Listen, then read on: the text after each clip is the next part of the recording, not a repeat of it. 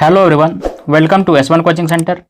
S1 coaching centre के इस video में आज हम लोग एक नया टॉपिक को देखने वाले हैं, जिसमें आज के वीडियो में हम लोग भारतीय संविधान के महत्वपूर्ण अनुच्छेद के बारे में जानेंगे।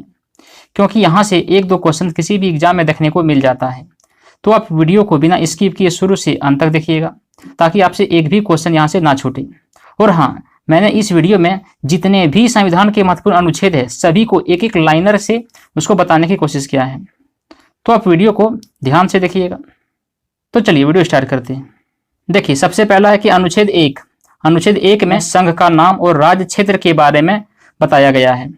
ठीक है, अनुच्छेद 1 में क्या है? संघ का नाम और राज्य क्षेत्र के बारे में बताया गया है। फिर अनुच्छेद 2 में नए राज्यों का प्रवेश या स्थापना के बारे में बताया गया है। ठीक है, नए राज्यों का प्रवेश या स्थापना के बारे में जो है वो आर्टिकल 2 अनुच्छेद 2 में बताया गया है।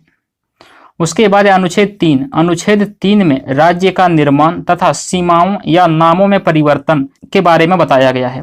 अनुच्छेद 3 में क्या किया गया है कि कोई भी राज्य का निर्माण करना, सीमाओं या नामों में परिवर्तन करना, ये अनुच्छेद 3 में बताया गया है। उसके बाद अनुच्छेद 4 में पहली अनुसूचित व चौथी अनुसूची के संशोधन तथा 2 और 3 के अधीन बनाई गई विधियां हैं। अनुच्छेद 4 में क्या बताया गया है कि पहली अनुसूचित व चौथी अनुसूची के संशोधन तथा 2 या 3 के अधीन बनाई गई विधियां हैं अनुच्छेद 4 में। अनुच्छेद 5 में संविधान के प्रारंभ पर नागरिकता के बारे में बताया गया है। अनुच्छेद 5 में संविधान के प्रारंभ पर नागरिकता के बारे में बताया गया है। उसके बाद अनुच्छेद 6, तो अनुच्छेद 6 में भारत आने वाले व्यक्तियों को नागरिकता दिया जाएगा। अनुच्छेद 6 में क्या बताया गया है कि भारत आने वाले जितने भी व्यक्ति है सभी को नागरिकता मिलेगा, वो अनुच्छेद 6 में ये बताया गया है। उसके बाद अनुच्छेद 7 में पाकिस्तान जाने वाले को नागरिकता दिया जाएगा। अनुच्छेद 7 में क्या बताया गया है कि पाकिस्तान जाने वालों को नागरिकता के बारे में बताया गया है अनुच्छेद 7 में। उसके बाद अनुच्छेद 8 में भारत के बाहर रहने वाले व्यक्तियों का नागरिकता के बारे में वर्णन किया गया है अनुच्छेद 8 में। जैसे कोई व्यक्ति भारत के बाहर अगर रह रहा हो कोई दूसरा देशों में, तो उसको वहां की नागरिकता मिले, ये अनुच्छेद 8 में बताया गया है। उसके बाद अनुच्छेद 9 में विदेशी राज्य की नागरिकता लेने पर नागरिकता का ना होना। अनुच्छेद 9 में क्या बताया गया है कि विदेशी राज्य की नागरिकता लेने पर नागरिकता का ना होना, ये अनुच्छेद 9 में बताया गया है। फिर अनुच्छेद 10 में नागरिकता के अधिकारों का बना रहना। नागरिकता का अधिकार जो है, कोई भी एक नागरिक जो है उसको जो अधिकार है उसको अधिकार को बनाए रखना, ये अनुच्छेद 10 में बताया गया है। ठीक है, उसके बाद अनुच्छेद 11 में संसद के द्वारा नागरिकता के लिए कानून का विनियमन बताया गया है। अनुच्छेद 11 में क्या बताया गया है कि संसद के द्वारा नागरिकता के लिए कानून का विनियमन के बारे में बताया गया है अनुच्छेद 11 में। और अनुच्छेद 12 में राज्य की परिभाषा, कोई भी राज्य की जो परिभाषा है इसके बारे में बताया गया है अनुच्छेद 12 में। फिर अनुच्छेद 13 में मूल अधिकारों को असंगत या अल्पीकरण करने वाली विधियां के बारे में बताया गया है। तो किस में बताया गया है? ये अनुच्छेद 13 में बताया गया है। और अनुच्छेद 14 में बताया गया है कि विधि के समक्ष समानता। विधि माने क्या? कानून के समक्ष सब कोई को समान अधिकार मिले, ये अनुच्छेद 14 में बताया गया है। और अनुच्छेद 15 में बताया गया है कि धर्म, जाति, लिंग पर भेदभाव का प्रतिषेध है। तो ये जो है अनुच्छेद 15 में बताया गया है कि जाति, धर्म, लिंग पर भेदभाव ये प्रतिषेध है, ये मना है, नहीं कर सकता कोई इस तरह का भेदभाव। तो ये अनुच्छेद 15 में बताया गया है। और अनुच्छेद 16 में बताया गया है कि लोक नियोजन में अवसर की समानता। कोई भी लोक नियोजन में जो सभी को समान अवसर मिले, ये अनुच्छेद 16 में बताया गया है। और अनुच्छेद 17 में अस्पृश्यता का अंत बताया गया। अस्पृश्यता मतलब होता है छुआछूत, तो छुआछूत का जो अंत है ये बताया गया अनुच्छेद 17 में। उसके बाद अनुच्छेद 18 में उपाधियों का अंत बताया गया है। उपाधि माने क्या होता है? कोई उपहार, कोई गिफ्ट किसी के द्वारा मिला हुआ, तो उसका जो अंत बताया गया है ये अनुच्छेद 18 में बताया गया है। और अनुच्छेद 19 में वाक की स्वतंत्रता। वाक माने क्या था? बोलने की स्वतंत्रता के बारे में बताया गया है अनुच्छेद 19 में। ठीक है, अनुच्छेद 20 में अपराधों के दोष सिद्धियों के संबंध में संरक्षण, ये सब बताया गया अनुच्छेद 20 में। अपराधों का जो कोई भी अपराध करता है तो उसका जो दोष होता है, वो दोष को सिद्ध करने के संबंध में जो संरक्षण मिलता है वो अनुच्छेद 20 में बताया गया है। और अनुच्छेद 21 में क्या वर्णन किया गया है? तो अनुच्छेद 21 में प्राण और दैहिक स्वतंत्रता। कोई भी लोगों का जो प्राण है और दैहिक स्वतंत्रता उसको अनुच्छेद 21 में बताया गया है। और अनुच्छेद 21 क में क्या बताया गया कि 6 से 14 वर्ष के बच्चों को शिक्षा का अधिकार मिले, ये अनुच्छेद 21 क में बताया गया है। ठीक है। और अनुच्छेद 22 में कुछ दशाओं में गिरफ्तारी से संरक्षण के बारे में बताया गया है। किसमें? तो अनुच्छेद 22 में। इसके बाद अनुच्छेद 23। अनुच्छेद 23 में मानव के दुर्व्यापार और बाल आश्रम के बारे में बताया गया है। मानव के साथ जो दुर्व्यापार हो रहा है, जो बाल आश्रम हो रहा है, इसके बारे में वर्णन किया गया है अनुच्छेद 23 में। ठीक है। और अनुच्छेद 24 में वर्णन किया गया है कारखानों में बालक का नियोजन का प्रतिशत, मतलब कोई भी बालकों का कारखानों में काम करने का मना है, ये अनुच्छेद 24 में बताया गया है। फिर अनुच्छेद 25। अनुच्छेद 25 में धर्म का आचरण और प्रचार की स्वतंत्रता के बारे में बताया गया है। ठीक है, कि कोई भी धर्म का आप आचरण कर सकते हैं, प्रचार कर सकते हैं, ये स्वतंत्र है, ये अनुच्छेद 25 में बताया गया है। और अनुच्छेद 26 में धार्मिक कार्यों के प्रबंध की स्वतंत्रता के बारे में बताया गया है। अनुच्छेद 26 में क्या बताया गया है कि धार्मिक कार्यों के प्रबंध की स्वतंत्रता के बारे में। और अनुच्छेद 29 में बताया गया है कि अल्पसंख्यक वर्गों के हितों का संरक्षण करना, यह बताया गया है अनुच्छेद 29 में। अनुच्छेद 29 में क्या बताया गया है? अल्पसंख्यक वर्गों के हितों का संरक्षण करना। फिर अनुच्छेद 30, अनुच्छेद 30। अनुच्छेद 30 में बताया गया कि शिक्षा संस्थाओं की स्थापना और प्रशासन करने का अल्पसंख्यक वर्गों का अधिकार, यह बताया गया है अनुच्छेद 30 में। और अनुच्छेद 32 में क्या बताया गया है? तो अनुच्छेद 32 में बताया गया है कि अधिकारों को परिवर्तित कराने के लिए उपचार, कोई भी अधिकारों का जो परिवर्तित कराने के लिए जो उपचार होता है, इसके बारे में वर्णन किया गया है अनुच्छेद 32 में। ठीक है। और अनुच्छेद 36 में परिभाषा, कोई भी चीजों का जो परिभाषा डेफिनेशन है, ये वर्णन किया गया अनुच्छेद 36 में। और अनुच्छेद 40 में क्या वर्णन किया गया है? तो अनुच्छेद 40 में ग्राम पंचायतों का संगठन के बारे में वर्णन किया गया है। किसमें? अनुच्छेद 40 में। और अनुच्छेद 48 में क्या बताया गया है? तो अनुच्छेद 48 में कृषि और पशुपालन संगठन के बारे में वर्णन किया गया है। किसमें? अनुच्छेद 48 में। और अनुच्छेद 48 क में क्या बताया गया है? तो अनुच्छेद 48 क में पर्यावरण, वन तथा वन्य जीवों की रक्षा के बारे में 48 क में बताया गया है। ठीक है। और अनुच्छेद 48 में क्या था? तो अनुच्छेद 48 में था कृषि और पशुपालन संगठन के बारे में बताया था। और अनुच्छेद 49 में क्या है? तो अनुच्छेद 49 में है राष्ट्रीय स्मारक स्थानों और वस्तुओं का संरक्षण। कोई भी राष्ट्रीय स्मारक है या कोई स्थान है और वस्तु है, तो ये सबका संरक्षण करना, ये अनुच्छेद 49 में बताया गया है। और अनुच्छेद 50 में क्या है? तो अनुच्छेद 50 में है कार्यपालिका से न्यायपालिका का पृथक्करण। कार्यपालिका से न्यायपालिका का पृथक्करण जो है, ये अनुच्छेद 50 में बताया गया है। और अनुच्छेद 51 में क्या है? तो अनुच्छेद 51 में अंतर्राष्ट्रीय शांति और सुरक्षा। और अनुच्छेद 51 क में क्या वर्णन किया गया है? तो अनुच्छेद 51 क में मूल कर्तव्य को बताया गया है। मूल कर्तव्य जो है वो अनुच्छेद 51 क में ऐड किया गया है। और अनुच्छेद 52 में क्या वर्णन किया गया है? तो अनुच्छेद 52 में भारत का एक राष्ट्रपति होगा, ये अनुच्छेद 52 में बताया गया है। ठीक है, भारत में एक राष्ट्रपति होगा, ये अनुच्छेद 52 में इसको वर्णन किया गया है। और अनुच्छेद 53 में क्या वर्णन किया गया है? तो अनुच्छेद 53 में संघ की कार्यपालिका शक्ति, जो संघ है उसकी जो कार्यपालिका की जो पावर है, शक्ति है, उसके बारे में वर्णन किया गया है, वो आर्टिकल 53 में।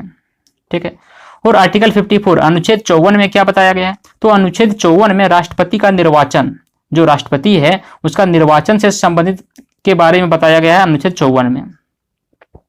और अनुच्छेद 55 में क्या बताया गया है? तो अनुच्छेद 55 में राष्ट्रपति के निर्वाचन की रीति, जो राष्ट्रपति का निर्वाचन होगा उसका क्या क्या प्रोसेस है, उसके बारे में वर्णन किया गया है अनुच्छेद 55 में। ठीक है। और अनुच्छेद 56 में क्या बताया गया है? तो अनुच्छेद 56 में राष्ट्रपति की पदावधि, जो राष्ट्रपति का जो पदावधि होगा, कितना अवधि तक वो पद पर आसन रहेंगे, इसके बारे में बताया गया है अनुच्छेद 56 में। और अनुच्छेद 57 में क्या वर्णन किया गया है? तो अनुच्छेद 57 में पुनर्निर्वाचन के लिए पात्रता, इसके बारे में वर्णन किया गया है। उसके बाद अनुच्छेद 58, अनुच्छेद 58 में राष्ट्रपति निर्वाचित होने के लिए अर्हताएं हैं। राष्ट्रपति निर्वाचित होने के लिए जो उसकी योग्यताएं रखता है, वो अनुच्छेद 58 में वर्णन किया गया है। ठीक है। और अनुच्छेद 59 में क्या बताया गया है? तो अनुच्छेद 59 में राष्ट्रपति पद के लिए शर्तें, जो राष्ट्रपति पद है उसके लिए क्या क्या शर्तें हैं, उसके बारे में बताया गया है अनुच्छेद 59 में, आर्टिकल 59 में। ठीक है। और अनुच्छेद 60 में क्या है? अनुच्छेद 60 में राष्ट्रपति का शपथ, जो राष्ट्रपति है वो शपथ लेंगे, इसके बारे में वर्णन किया गया है अनुच्छेद 60 में। उसके बाद आगे है कि अनुच्छेद 61, अनुच्छेद 61 में राष्ट्रपति पर महाभियोग चलाने की प्रक्रिया है। राष्ट्रपति पर जो महाभियोग चलाने की प्रक्रिया है ये आर्टिकल 61 में बताया गया है। ठीक है, उसके बाद है अनुच्छेद 62। अनुच्छेद 62 में राष्ट्रपति पद पर व्यक्ति को भरने के लिए निर्वाचन का समय और रीतियां के बारे में वर्णन किया गया है। अनुच्छेद 62 में क्या है, राष्ट्रपति पद पर व्यक्ति को भरने के लिए निर्वाचन का समय और रीतियां, इसके बारे में वर्णन किया गया है आर्टिकल 62 में। ठीक है, और आर्टिकल 63 अनुच्छेद 63 में क्या बताया गया, तो अनुच्छेद 63 में भारत का एक उपराष्ट्रपति होगा, इसके बारे में वर्णन किया गया है अनुच्छेद 63 में। ठीक है, अनुच्छेद 64 में क्या बताया गया है, तो अनुच्छेद 64 में उपराष्ट्रपति का राज्यसभा का पदेन सभापति होना, उपराष्ट्रपति जो है वो राज्यसभा का पदेन सभापति होता है, तो इसके बारे में वर्णन किया गया है अनुच्छेद 64 में। ठीक है, 64 में। अनुच्छेद 65 में क्या बताया गया है, तो अनुच्छेद 65 में राष्ट्रपति के पद की रिक्ति पर उपराष्ट्रपति का कार्य, अगर राष्ट्रपति का पद खाली हो तो उसके जगह पर उपराष्ट्रपति कार्य करेंगे, ये अनुच्छेद 65 में बताया गया है। ठीक है, और अनुच्छेद 66 में क्या बताया गया है, तो अनुच्छेद 66 में उपराष्ट्रपति का निर्वाचन, उपराष्ट्रपति का निर्वाचन जो है, चुनाव के बारे में जो है वो अनुच्छेद 66 में बताया गया है। अनुच्छेद 67 में क्या बताया गया है, तो अनुच्छेद 67 में उपराष्ट्रपति की पदावधि, उपराष्ट्रपति का जो कितना अवधि होगा, इसके बारे में वर्णन किया गया है आर्टिकल 67 में। ठीक है, के बाद अनुच्छेद 68, तो अनुच्छेद 68 में उपराष्ट्रपति के पद की रिक्त पद भरने के लिए निर्वाचन, अगर उपराष्ट्रपति का पद खाली हो तो उस पद को भरने के लिए जो निर्वाचन किया जाएगा वो है आर्टिकल 68 में, इसके बारे में बताया गया है। ठीक है, उसके बाद है आर्टिकल 69 अनुच्छेद 69। अनुच्छेद 69 में उपराष्ट्रपति के द्वारा शपथ ग्रहण के बारे में वर्णन किया गया है, किसमें, अनुच्छेद 69 में, आर्टिकल 69 में। फिर अनुच्छेद 70 आर्टिकल 70 अन्य आकस्मिकता में राष्ट्रपति के कर्तव्य का निर्वहन, अगर कोई आकस्मिक स्थिति आ जाए तो उस सिचुएशंस में राष्ट्रपति के कर्तव्य का जो निर्वहन होगा वो अनुच्छेद 70 में वर्णन किया गया है। उसके बाद है अनुच्छेद 71। अनुच्छेद 71 में राष्ट्रपति और उपराष्ट्रपति के निर्वाचन से संबंधित विषय के बारे में वर्णन किया गया है अनुच्छेद 71 में, आर्टिकल 71 में। ठीक है, आर्टिकल 71 में क्या वर्णन किया गया है, राष्ट्रपति और उपराष्ट्रपति के निर्वाचन संबंधित विषय के बारे में। फिर अनुच्छेद 72 आर्टिकल 72 में क्षमादान कर सकती है, आर्टिकल 72 में क्षमादान कर सकती है, किसमें, 72 में। उसके बाद अनुच्छेद 73 आर्टिकल 73 में संघ की कार्यपालिका शक्ति का विस्तार।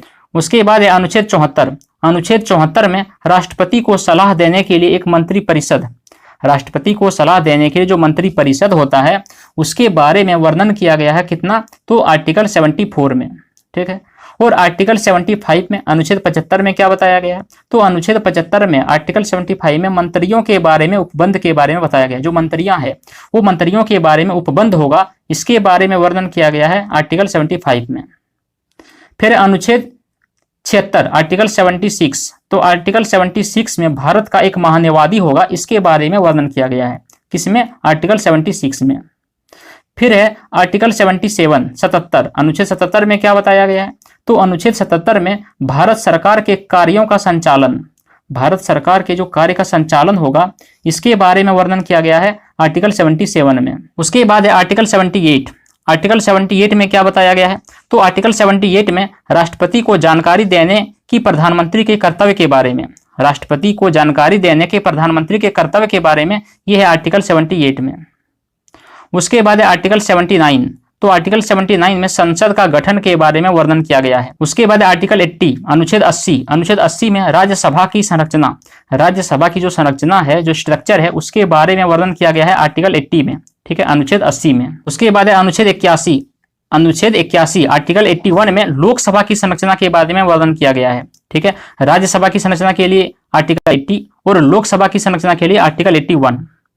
उसके बाद है आर्टिकल 83, तो आर्टिकल 83 अनुच्छेद 83 में संसद के सदनों की अवधि के बारे में वर्णन किया गया है। ठीक है, संसद के सदनों की अवधि जो है इसके बारे में वर्णन किया गया है आर्टिकल 83 में।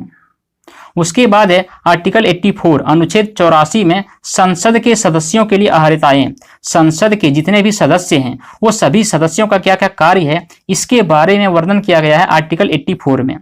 ठीक है, उसके बाद आर्टिकल 85, आर्टिकल 85 में संसद का सत्र, सत्रावसान और विघटन, क्या है, आर्टिकल 85 में संसद का सत्र, सत्रावसान और विघटन, ये सभी के बारे में वर्णन किया गया है आर्टिकल 85 में।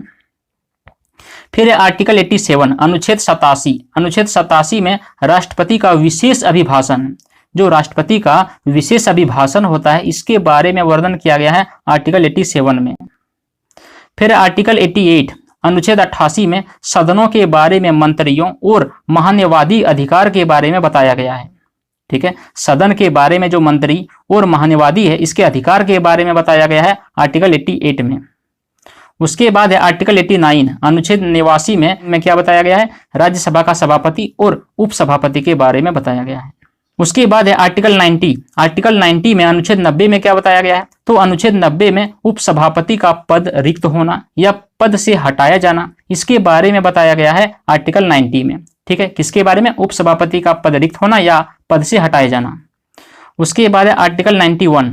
तो आर्टिकल 91 में सभापति के कर्तव्यों का पालन और शक्ति, इसके बारे में वर्णन किया गया है अनुच्छेद 91 में, आर्टिकल 91 में। ठीक है, उसके बाद है अनुच्छेद 92 आर्टिकल 92। आर्टिकल 92 में सभापति या उपसभापति को पद से हटाने का संकल्प विचाराधीन हो तथा उसका पीठासीन ना हो, इसके बारे में वर्णन किया गया है आर्टिकल 92 में। फिर है आर्टिकल 93। आर्टिकल 93 में लोकसभा का अध्यक्ष और उपाध्यक्ष के बारे में वर्णन किया गया है। जो लोकसभा होता है उसमें जो अध्यक्ष और उपाध्यक्ष होता है, इसके बारे में जो वर्णन किया गया है वो है 93 में। ठीक है, उसके बाद है आर्टिकल 94। तो आर्टिकल 94 में अध्यक्ष और उपाध्यक्ष का पद खाली होना, इसके बारे में वर्णन किया गया है आर्टिकल 94 में। चलिए, उसके बाद नेक्स्ट है कि आर्टिकल 95। तो आर्टिकल 95 में अध्यक्ष में कर्तव्यों एवं शक्तियों के बारे में वर्णन किया गया है। आर्टिकल 95 में क्या है, जो अध्यक्ष है, अध्यक्ष का जो क्या क्या कर्तव्य है, क्या क्या ड्यूटीज है, क्या उसका पावर है, इसके बारे में वर्णन किया गया है आर्टिकल 95 में। उसके बाद आर्टिकल 96। तो आर्टिकल 96 में अध्यक्ष उपाध्यक्ष को पद से हटाने का संकल्प हो तब उसका पीठासीन ना होना, यह है आर्टिकल 96 में। ठीक है, फिर आर्टिकल 97। तो आर्टिकल 97 में सभापति, उपसभापति तथा अध्यक्ष उपाध्यक्ष के वेतन और भत्ते के बारे में वर्णन किया गया है आर्टिकल 97 में। जो सभापति है, उपसभापति है, अध्यक्ष है, उपाध्यक्ष है, ये सभी का जो वेतन और भत्ता मिलता है, तो इसके बारे में जो वर्णन किया गया है ये किया गया है आर्टिकल 97 में। देखिए, संसद का जो संविचालय है ये बताया गया है आर्टिकल 98 में। ठीक है, फिर है आर्टिकल 99 अनुच्छेद 99। तो आर्टिकल 99 में सदस्य के द्वारा शपथ या प्रतिज्ञान के बारे में बताया गया। जितने भी सदस्य है उसके द्वारा जो शपथ या प्रतिज्ञान लेता है, तो उसके बारे में वर्णन किया गया आर्टिकल 99 में। ठीक है, उसके बाद आर्टिकल 100। आर्टिकल 100 जो है, संसाधनों में मतदान रिक्तियों के होते हुए भी सदनों के कार्य करने की शक्ति और गणपूर्ति होना, इसके बारे में बताया गया आर्टिकल 100 में।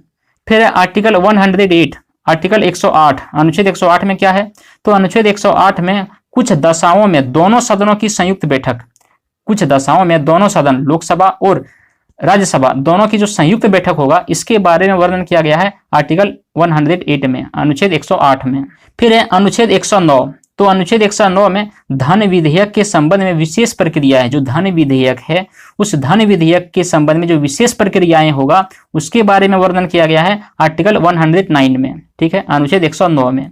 उसके बाद क्या कि अनुच्छेद 110 में, अनुच्छेद 110 में क्या बताया गया है, धन विधायक की परिभाषा, जो धन विधायक की परिभाषा है उसके बारे में वर्णन किया गया है आर्टिकल 110 अनुच्छेद 110 में। ठीक है, और विधेयकों पर अनुमति, जो विधेयक होगा उस पर जो अनुमति होगा उसके बारे में बताया गया है आर्टिकल 111 में, अनुच्छेद 111 में। ठीक है, फिर अनुच्छेद 112 वित्तीय विवरण, जो एनुअली वित्तीय विवरण होता है, वार्षिक वित्तीय विवरण होता है, इसके बारे में बताया गया है अनुच्छेद 112 में। ठीक है, उसके बाद है अनुच्छेद 118। अनुच्छेद 118 में प्रक्रिया के नियम, जो प्रक्रिया है, कोई भी जो प्रोसेस है, उसका जो क्या क्या नियम होना चाहिए, उसके बारे में बताया गया है आर्टिकल 118 में। ठीक है, अनुच्छेद 118 में। फिर अनुच्छेद 120। तो अनुच्छेद 120 में संसद में प्रयोग की जाने वाली जो भाषाएं होगा, जो संसद में कौन कौन सा भाषा का प्रयोग किया जाएगा, इसके बारे में वर्णन किया गया है अनुच्छेद 120 में। ठीक है, आर्टिकल 120 में। अनुच्छेद 123 में क्या है कि संसद विश्रांति काल में राष्ट्रपति के अध्यादेश शक्ति। उसके बाद है अनुच्छेद 124। तो अनुच्छेद 124 में उच्चतम न्यायालय की स्थापना और गठन। और अनुच्छेद 125 में क्या बताया गया है, तो अनुच्छेद 125 में न्यायाधीशों का जो वेतन होगा उसके बारे में वर्णन किया गया अनुच्छेद 125 में। और अनुच्छेद 126 में क्या बताया गया है, तो अनुच्छेद 126 में मुख्य न्यायमूर्तियों की जो नियुक्ति होगा उसके बारे में बताया गया है अनुच्छेद 126 में। उसके बाद है अनुच्छेद 127। अनुच्छेद 127 जो है ये तदर्भ न्यायमूर्तियों की नियुक्ति, जो तदर्भ न्यायमूर्ति होता है उसकी नियुक्ति के बारे में वर्णन किया गया है अनुच्छेद 127 में, आर्टिकल 127 में। ठीक है। उसके बाद अनुच्छेद 128 आर्टिकल 128 सेवानिवृत्त न्यायाधीशों की उपस्थिति, जो सेवानिवृत्त न्यायाधीश है उसकी उपस्थिति के बारे में बताया गया है आर्टिकल 128 में, अनुच्छेद 128 में। देखिए उसके बाद है अनुच्छेद 129। अनुच्छेद 129 में उच्चतम न्यायालय का अभिलेख न्यायालय होना, उच्चतम न्यायालय का अभिलेख न्यायालय होना, इसके बारे में बताया गया है अनुच्छेद 129 में। और फिर है अनुच्छेद 130। अनुच्छेद 130 जो है इसमें क्या बताया गया है, तो अनुच्छेद 130 में उच्चतम न्यायालय का स्थान, जो उच्चतम न्यायालय का जो स्थान है उसके बारे में वर्णन किया गया है अनुच्छेद 130 में, आर्टिकल 130 में। फिर है अनुच्छेद 131 आर्टिकल 131। इसमें क्या बताया गया है, इसमें बताया गया है कि उच्चतम न्यायालय की आरंभिक अधिकारिता, जो उच्चतम न्यायालय है उसकी जो आरंभिक अधिकारिता क्या है इसके बारे में वर्णन किया गया है आर्टिकल 131 में। ठीक है, अनुच्छेद 131 में। फिर है अनुच्छेद 137। अनुच्छेद 137 में निर्णय एवं आदेशों का पुनर्वलोकन किया गया है। उसके बाद अनुच्छेद 143। तो अनुच्छेद 143 में उच्चतम न्यायालय से परामर्श करने की राष्ट्रपति की शक्ति। उसके बाद अनुच्छेद 144। इसमें क्या बताया गया है कि सिविल एवं न्यायिक पदाधिकारियों के द्वारा उच्चतम न्यायालय की सहायता करना, जितने भी सिविल एवं न्यायिक पदाधिकारी है उसके द्वारा उच्चतम न्यायालय की सहायता करना, यह है अनुच्छेद 144 में वर्णन किया गया है। ठीक है। उसके बाद अनुच्छेद 148।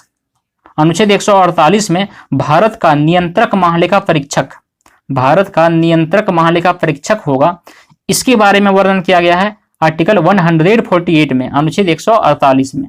फिर अनुच्छेद 149। अनुच्छेद 149 में नियंत्रक महालेखा परीक्षक के कर्तव्य शक्तियां के बारे में वर्णन किया गया है। नियंत्रक महालेखा परीक्षक के कर्तव्य शक्तियां, इसके बारे में वर्णन किया गया है आर्टिकल 149 में। ठीक है, अनुच्छेद 149 में। उसके बाद अनुच्छेद 150।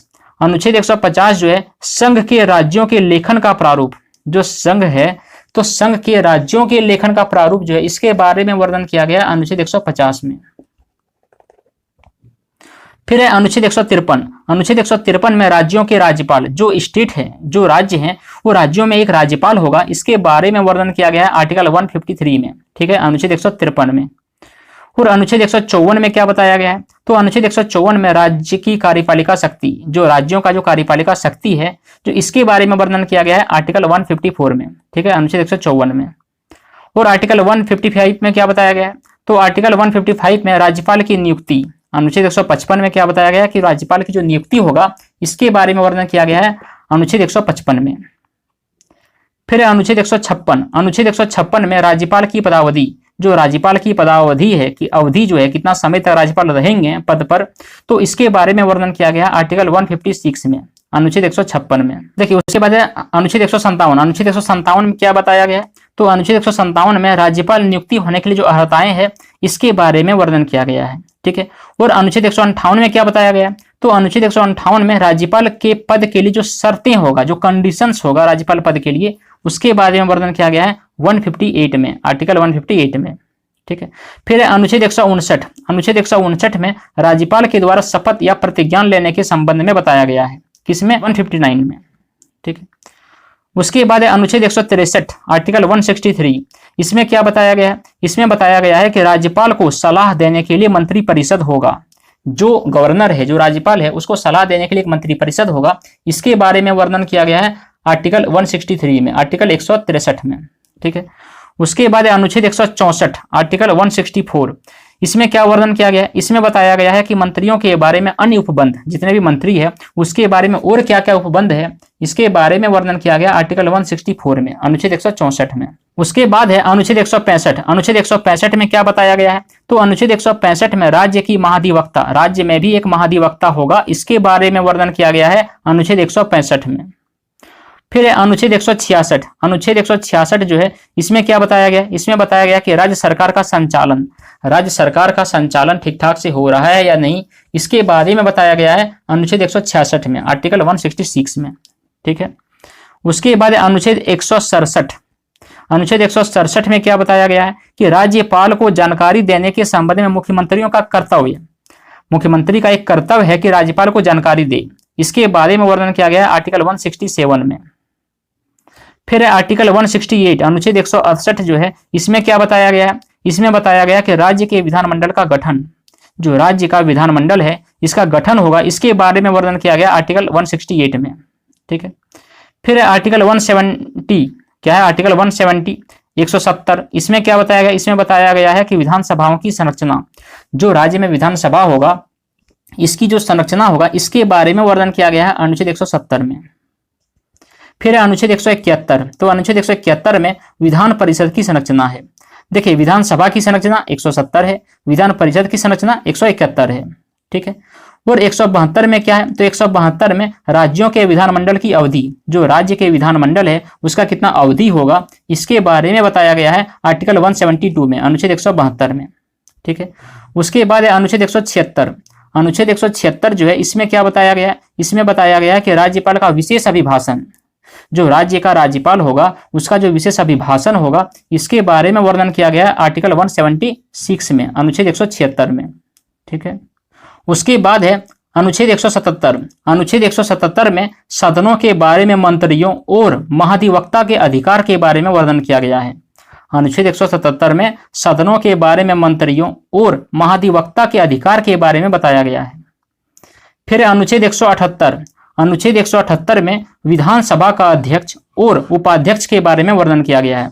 विधानसभा का जो अध्यक्ष और उपाध्यक्ष होगा इसके बारे में वर्णन किया गया है, किसमें, तो आर्टिकल 178 में, अनुच्छेद 178 में। फिर अनुच्छेद 179 आर्टिकल 179 इसमें क्या बताया गया है, इसमें बताया गया है कि अध्यक्ष और उपाध्यक्ष का पद रिक्त होना या पद से हटा दिया जाना, इसके बारे में वर्णन किया गया है, तो आर्टिकल 179 में। ठीक है। उसके बाद है आर्टिकल 180 अनुच्छेद 180 इसमें क्या बताया गया है, इसमें बताया गया कि अध्यक्ष के पदों के कार्य शक्ति, जो अध्यक्ष होगा उसका जो क्या कार्य है, क्या शक्ति है, इसके बारे में वर्णन किया गया है आर्टिकल 180 में, अनुच्छेद 180 में। फिर है अनुच्छेद 181, अनुच्छेद 181 में अध्यक्ष उपाध्यक्ष को पद से हटाने का कोई संकल्प पारित होने पर उसका पीठासीन ना होना, इसके बारे में बताया गया है आर्टिकल 181 में। ठीक है। उसके बाद आर्टिकल 182 अनुच्छेद 182 इसमें क्या बताया गया है, तो अनुच्छेद 182 में विधान परिषद का सभापति और उपसभापति, विधान परिषद का सभापति और उपसभापति के बारे में बताया गया है अनुच्छेद 182 में। उसके बाद है 183 अनुच्छेद 183 में आर्टिकल 183 में क्या बताया गया है कि सभापति और उपसभापति का पद रिक्त होना, पद त्याग या पद से हटाया जाना, इसके बारे में बताया गया है, तो अनुच्छेद 183 में बताया गया है। ठीक है। आर्टिकल 183 में। आर्टिकल 184 में क्या बताया गया, अनुच्छेद 184 में, इसमें बताया गया है कि सभापति के पद के कर्तव्यों का पालन व शक्ति, सभापति के पद के कर्तव्यों का पालन व शक्ति, इसके बारे में वर्णन किया गया है, तो अनुच्छेद 184 में, आर्टिकल 184 में। ठीक है। उसके बाद अनुच्छेद 185, अनुच्छेद 185 में सभापति उपसभापति को पद से हटाए जाने का संकल्प विचाराधीन होने पर उसका पीठासीन का ना होना, इसके बारे में वर्णन किया गया है, तो 185 में, आर्टिकल 185 में। उसके बाद अनुच्छेद 186 है, आर्टिकल 186 इसमें क्या बताया गया, इसमें बताया गया कि अध्यक्ष उपाध्यक्ष सभापति और उपसभापति के वेतन और भत्ते, अध्यक्ष उपाध्यक्ष सभापति और उपसभापति के वेतन और भत्ते के बारे में वर्णन किया गया है आर्टिकल 186 में, अनुच्छेद 186 में। ठीक है। उसके बाद अनुच्छेद 187, अनुच्छेद 187 में क्या बताया गया, तो अनुच्छेद 187 में राज्य के विधानमंडल का सचिवालय, जो राज्य का विधानमंडल का सचिवालय होगा, इसके बारे में वर्णन किया गया है, तो वो किया गया है अनुच्छेद 187 में, आर्टिकल 187 में। फिर अनुच्छेद 188, अनुच्छेद 188 में सदस्यों के द्वारा शपथ या प्रतिज्ञान के बारे में वर्णन किया गया है आर्टिकल 188 में, अनुच्छेद 188 में। उसके बाद अनुच्छेद 189 में क्या बताया गया है कि सदनों में मतदान रिक्तियां होते हुए भी साधनों का कार्य करने की शक्ति और गणपूर्ति, इसके बारे में बताया गया है अनुच्छेद 189 में, आर्टिकल 189 में। ठीक है। उसके बाद अनुच्छेद 199 आर्टिकल 199 इसमें क्या बताया गया है, इसमें बताया गया है कि धन विदेश की परिभाषा, जो धन विदेश की परिभाषा है, इसके बारे में वर्णन किया गया आर्टिकल 199 में। और आर्टिकल 200 में क्या है, अनुच्छेद 200 में, अनुच्छेद 200 में विधायकों पर अनुमति, जितने भी विधायक है उसकी जो अनुमति होगा उस पर अनुमति के बारे में बताया गया है, तो अनुच्छेद 200 में। ठीक है। अनुच्छेद 200 में क्या बताया गया, विधायकों पर अनुमति। 202 में क्या बताया गया, अनुच्छेद 202 में वार्षिक वित्तीय विवरण, जो वार्षिक का वित्तीय विवरण हो इसके बारे में बताया गया आर्टिकल 202 में, अनुच्छेद 202 में। ठीक। फिर अनुच्छेद 213, अनुच्छेद 213 में क्या बताया गया, विधानमंडल में जो अध्यादेश है इसको सत्यापित करने के लिए राज्यपाल के पास जो शक्ति है इसके बारे में वर्णन किया गया है, तो अनुच्छेद 213 में। उसके बाद अनुच्छेद 214 में क्या है, तो अनुच्छेद 214 में राज्यों के लिए उच्च न्यायालय, हर राज्य में एक उच्च न्यायालय होगा, इसके बारे में बताया गया आर्टिकल 214 में। ठीक है, अनुच्छेद 214 में। फिर है अनुच्छेद 215, अनुच्छेद 215 में उच्च न्यायालयों का अभिलेख न्यायालय होना, उच्च न्यायालयों का एक अभिलेख न्यायालय होगा, इसके बारे में बताया गया अनुच्छेद 215 में, आर्टिकल 215 में। उसके बाद है अनुच्छेद 216, अनुच्छेद 216 में क्या है, तो अनुच्छेद 216 में उच्च न्यायालय का गठन, जो उच्च न्यायालय का गठन है इसके बारे में बताया गया है, तो आर्टिकल 216 में, अनुच्छेद 216 में। अनुच्छेद 217 में क्या है, उच्च न्यायालय के न्यायाधीशों की नियुक्ति और पदोन्नति की शर्तें, यह है अनुच्छेद 217 में। उसके बाद अनुच्छेद 221 में, अनुच्छेद 221 में क्या बताया गया है, तो अनुच्छेद 221 में न्यायाधीशों का वेतन, जितने भी न्यायाधीश हैं राज्य का, वो सभी न्यायाधीशों का जो वेतन है इसके बारे में बताया गया अनुच्छेद 221 में, आर्टिकल 221 में। फिर अनुच्छेद 222, आर्टिकल 222, इसमें क्या बताया गया, इसमें बताया गया कि एक न्यायालय से दूसरे न्यायालय में न्यायाधीशों का अंतरण। उसके बाद अनुच्छेद 223, अनुच्छेद 223 में क्या बताया है, अनुच्छेद 223 में बताया है कि कार्यकारी मुख्य न्यायमूर्ति के नियुक्ति, जो कार्यकारी मुख्य न्यायमूर्ति के नियुक्ति के बारे में बताया है, यह बताया है अनुच्छेद 223 में। फिर अनुच्छेद 224, अनुच्छेद 224 में क्या बताया है, तो अनुच्छेद 224 में अन्य न्यायाधीशों की नियुक्ति, जो अन्य न्यायाधीश होगा उच्च न्यायालय में, उसके बारे में बताया गया है 224 में, आर्टिकल 224 में। फिर अनुच्छेद 226, आर्टिकल 226 में क्या बताया गया है कि कुछ रीट निकालने के लिए उच्च न्यायालय की शक्ति, कोई भी रीट निकालने के लिए जो उच्च न्यायालय के पास जो शक्ति है, जो पावर है, उसके बारे में वर्णन किया गया है, तो आर्टिकल 226 में, अनुच्छेद 226 में।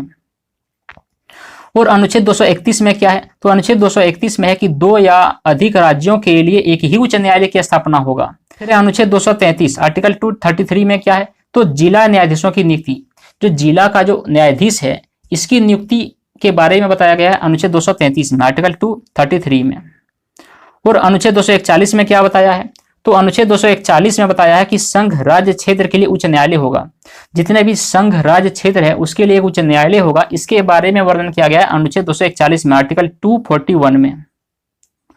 और अनुच्छेद 243 में क्या है, तो अनुच्छेद 243 में पंचायत, नगर पालिकाएं एवं सहकारी समितियां के बारे में बताया गया है। और अनुच्छेद 244 क्या है, तो अनुच्छेद 244 में अनुसूचित क्षेत्रों व जनजाति क्षेत्रों का प्रशासन, अनुसूचित क्षेत्रों व जनजाति क्षेत्रों का जो प्रशासन है इसके बारे में वर्णन किया गया है आर्टिकल 244 में, अनुच्छेद 244 में। उसके बाद अनुच्छेद 248, अनुच्छेद 248 में क्या बताया है, इसमें बताया है कि अवशिष्ट विधायी शक्तियां, जो अवशिष्ट विधायी शक्ति है इसके बारे में बताया है अनुच्छेद 248 में। ठीक है। और अनुच्छेद 252 में क्या बताया है, तो अनुच्छेद 252 में 2 या अधिक राज्यों के लिए सहमति से विधि बनाने की संसद की शक्ति, क्या है कि 2 या 2 से अधिक राज्यों की सहमति होने पर जो विधि कानून बनाने की जो संसद के पास जो शक्ति होगा, इसके बारे में वर्णन किया गया अनुच्छेद 252 में, आर्टिकल 252 में। अनुच्छेद 254, अनुच्छेद 254 में क्या बताया है, तो अनुच्छेद 254 में संसद के द्वारा बनाई गई विधियों और राज्यों के विधानमंडल के द्वारा बनाई गई विधियों में असंगति, ठीक है, तो इसके बारे में बताया है अनुच्छेद 254 में।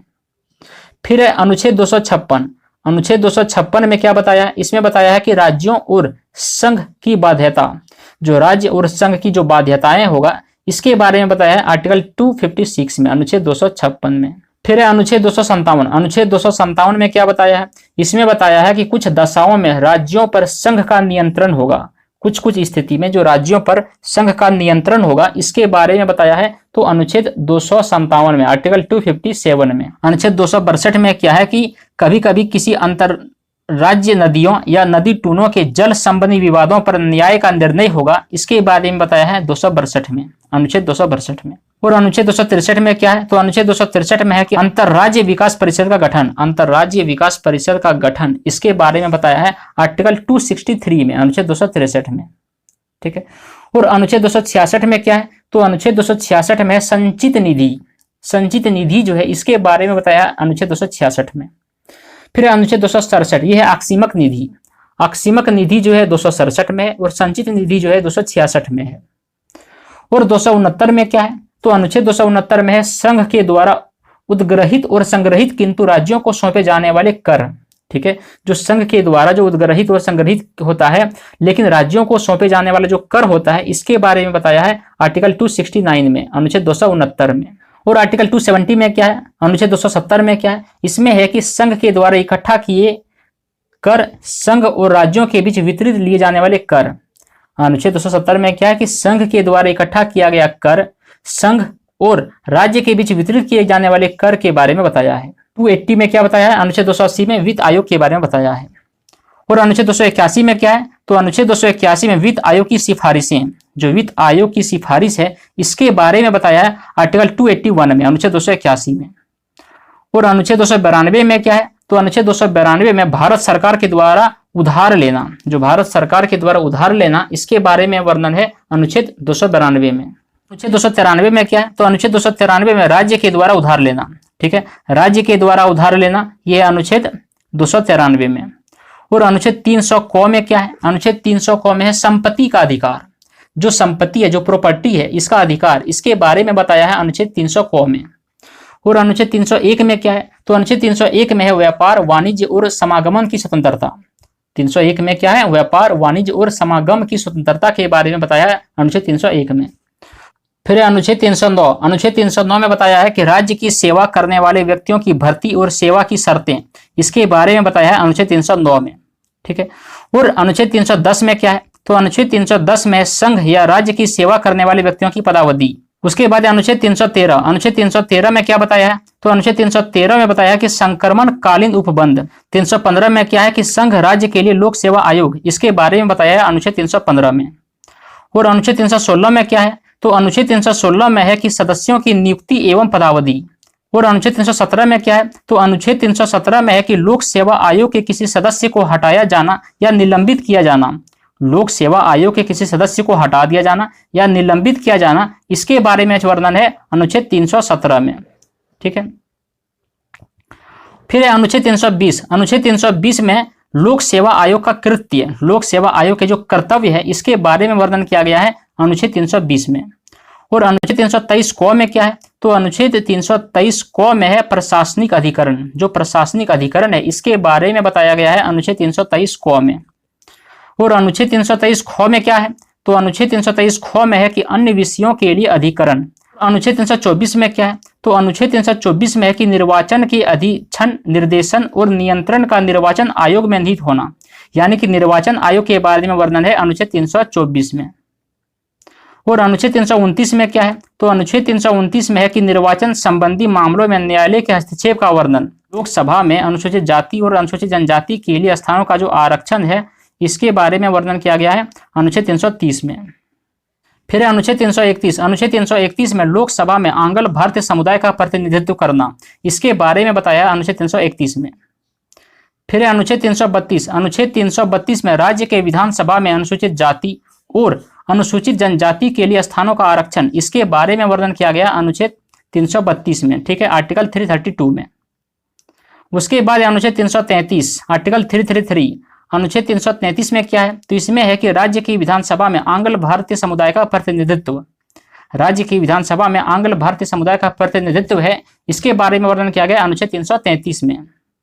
और संघ की परिभाषा, संघ की परिभाषा जो है ये है अनुच्छेद 343 में। ठीक है, संघ की परिभाषा जो है ये अनुच्छेद 343 में बताया है।